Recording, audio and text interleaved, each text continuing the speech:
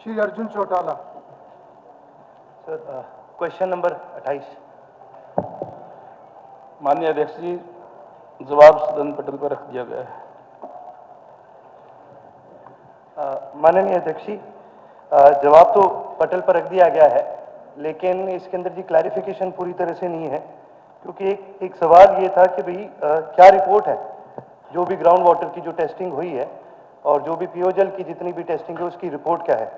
तो उसके अंदर माननीय मंत्री जी ने कह दिया, एक वेबसाइट का लिंक डाला है इसके अंदर कि आप उस पर देख लीजिए। लेकिन अगर आपकी इजाज़त हो तो मैं दिखा भी सकता हूँ आपको, नहीं तो अभी अभी मैंने अपने मोबाइल पे भी चेक करा, URL डाला, तो जो वेबसाइट है वो अंडर मेंटेनेंस है और वो वेबसाइट चल ही नहीं रही। तो जी वो इंफॉर्मेशन अभी भी एक्सेसिबल नहीं है।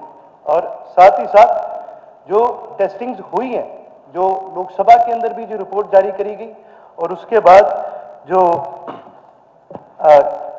सेंट्रल ग्राउंड वाटर बोर्ड ने भी जो रिपोर्ट जारी करी है, दोनों के अंदर बहुत ही अलार्मिंग चीज सामने आती है।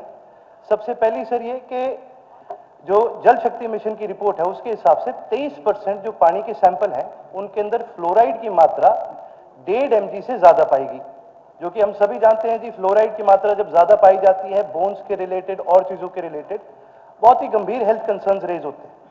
उसी के साथ साथ इससे भी ज्यादा अलार्मिंग एक जो रिपोर्ट है जो सेंट्रल ग्राउंड वाटर बोर्ड ने निकाली थी, उसके अंदर यह पाया गया कि लगभग 14.5% से ज्यादा पानी के ऐसे सैंपल हैं जिनके अंदर यूरेनियम की मात्रा बहुत भारी संख्या में पाई गई। और सर ये आज मेरे ख्याल से कोई भी ऐसा विधायक नहीं होगा जो इस बात में हाँ ना भरे, क्योंकि जब हम हल्के में जाते हैं, कहीं बैठने जाते हैं, तो एक बात सामने आती है कि जी कैंसर की बीमारी बहुत ज्यादा फैल रही है। तो इसका सर एक डायरेक्ट कोरिलेशन है। मैं कुछ सरकार की निंदा नहीं करना चाहता हूं कि बहुत गंभीर मामला है, ना केवल इसकी टेस्टिंग पर ध्यान दिया जाए, पानी की टेस्टिंग पर पर्याप्त एक प्रॉपर फ्रेमवर्क बना के एक ऐसा तरीका लाया जाए जिससे घग्गर के अंदर और नहरों के अंदर जो यूरेनियम की मात्रा बढ़ती जा रही है इसको भी घटाया जाए, और साथ ही साथ जो फ्लोराइड है पानी के लिए सप्लीमेंट्री जरूर पूछें। सप्लीमेंट्री सर इसके अंदर मैंने ये दिया है कि अलग अलग डिपार्टमेंट्स के साथ मिलकर के क्या ये जो टेस्टिंग है क्या उनके साथ कोरिलेट करके इसको पब्लिश किया जाता है या इंडिविजुअली पब्लिश किया जाता है। माननीय अध्यक्ष महोदय, जो माननीय सदस्य ने प्रश्न पूछा है इसमें रानिया निर्वाचन क्षेत्र के अंदर पूछा है इन्होंने। रानिया निर्वाचन क्षेत्र में 72 गांव और 25 ढाणियां हैं। इन गांवों में 48 नहर आधारित जल आपूर्ति योजनाओं द्वारा और 38 ट्यूबवेल आधारित जल आपूर्ति योजनाओं के माध्यम से पेयजल आपूर्ति की जा रही है, जिनमें से 35 ट्यूबवेल आधारित जल आपूर्ति योजनाएं अब तक संबंधित ग्राम पंचायतों को सौंप दी गई है। इसमें हम जो आपने इन्होंने कहा है कि सैंपल की जहाँ तक बात की है, हमने वहाँ सैंपल भराने का काम किया है और इसमें टोटल 765 सैंपल हमने इसके अंदर लिए गए हैं पिछले 3-4 सालों के अंदर, जिसमें 39 सैंपल फेल हुए हैं। और जो 39 सैंपल फेल हुए हैं जिन जिन ट्यूबवेलों के, उसमें उसको भी हम नहर आधारित करने का काम कर रहे हैं। और उसमें जो ट्यूबवेल से जो पानी आता है और उसमें अगर TDS ज्यादा पाया जाता है तो उसको हम नहर में मिला करके देते हैं। नहर में मिला करके उससे वो TDS वो कम हो जाता है उससे। और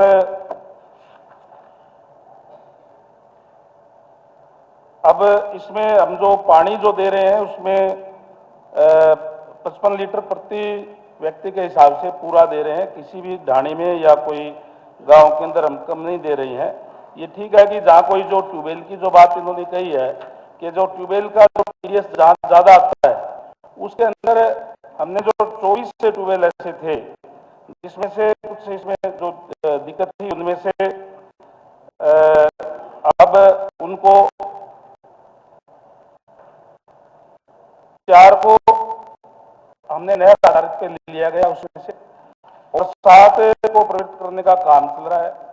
13 जो नलकूप का आधार जो उनमें जो चल रही है उसको पानी अब जो है वो ठीक है, उसमें कोई ज्यादा वो नहीं है, क्योंकि जो ऊपर का जो पानी आता है जिस ट्यूबवेल से उसमें पानी के अंदर ये दिक्कत पाई जाती है। जो डीप ट्यूबवेल होते हैं उसके अंदर पानी जो है ये ठीक ठाक इसके अंदर जो मिलता है।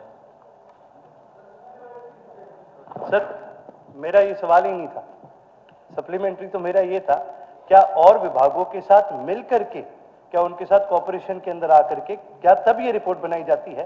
क्योंकि अभी अभी जैसे कि मंत्री जी ने जो अपनी खुद की रिपोर्ट दी है वो ये है 735 में से 49 सैंपल्स फेल हुए हैं, जबकि सेंटर की रिपोर्ट और कुछ कहती है, जबकि central board of water management की रिपोर्ट और कुछ कहती है। तो मैं तो यही जानना चाहता हूं कि भाई सरकार क्या इन एजेंसीज के साथ, सेंट्रल एजेंसीज के साथ, क्या इनके साथ मिलकर के अपनी रिपोर्ट्स बनाती है? क्योंकि जी अगर मैंने ही रिपोर्ट बनानी और कल को खराब रिपोर्ट आई तो मेरे ऊपर ही अगर कार्रवाई होनी है तो मैं खराब रिपोर्ट क्यों बनाऊंगा? मैं तो बढ़िया रिपोर्ट बनाऊंगा। तो मैं ये जानना चाहता हूं कि भाई आप इनके साथ मिलकर के कर रहे हैं, और अगर आप नहीं कर रहे तो फिर क्यों नहीं कर रहे?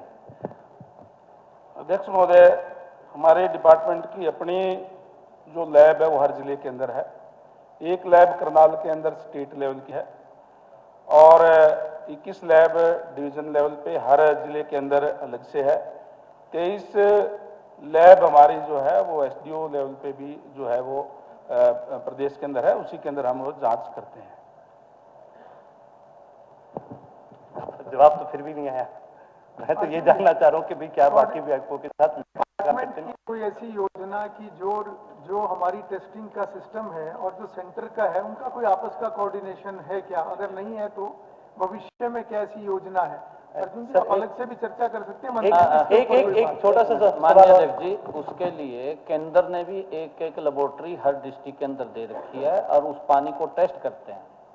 क्योंकि पानी, अगर जो टीडीएस की बात कर रहे हैं, टीडीएस हो जाता है कई बार, नीचे का पानी ग्राउंड लेवल का अगर कहीं खराब होता है, जैसे अभी माननीय मंत्री जी ने भी उत्तर दिया है कि उसके अंदर कुछ सैंपल फेल हुए, और उसमें हमने योजना की है कि क्योंकि रानिया के अंदर नहर आधारित पीने का पानी हम देते हैं, ट्रीट करके उसको पानी पीने का पहुंचाते हैं और वो पानी पूरा पहुंचा रहे हैं। कहीं इस प्रकार के अगर कोई और ऐसे हैं, मैं माननीय विधायक जी से कहना चाहूंगा कि यहाँ की दे दे तो उसका हम सलूशन निकाल देंगे, उसको हम नहर के पानी के साथ जोड़ देंगे। हमने कुछ जोड़े हैं, कुछ और है।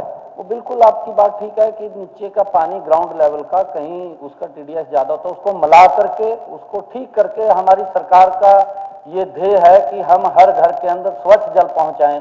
और पिछले 10 वर्षों के अंदर माननीय अध्यक्ष जी, हमारी सरकार ने, आपने देखा है कि हर घर के अंदर नल और स्वच्छ जल पहुंचाने का जो संकल्प है हम वो लगातार पूरा कर रहे हैं। अगर कहीं कोई दिक्कत है उसको पूरा करेंगे, कोई ऐसी बात नहीं है। ठीक है। आज एक और सर, क्योंकि अब इक्विपमेंट की भी बात चली, तो सर मेरा ये भी सप्लीमेंट्री रहेगा, भाई जो इक्विपमेंट आता है और जो यूज होता है इसकी कैलिब्रेशन किस प्रकार की जाती है? क्योंकि सारे टेक्निकल इक्विपमेंट की कैलिब्रेशन होना, जीरोइंग होना बहुत जरूरी है। किस प्रकार से की जाती है और ये कितनी बार करी जाती है? क्योंकि ये रेगुलर इन मशीनों को आपको कैलिब्रेट करके अप टू डेट रखना पड़ता है। तो ये भी जी एक मेरा एक आपसे सवाल भी है, दरखास्त भी है। आपका बहुत इंपॉर्टेंट विषय, आप रिटर्न में भी भेजें और बाद में चर्चा भी करें। मैं सर इसको रिटर्न में भी आप तक पहुंचाने। बिल्कुल, धन्यवाद। और आज आदित्य देवीलाल जी का जन्मदिन है, बिल्कुल सामने बैठे हुए, आपको बहुत बहुत बधाई पूरे सदन की तरफ से।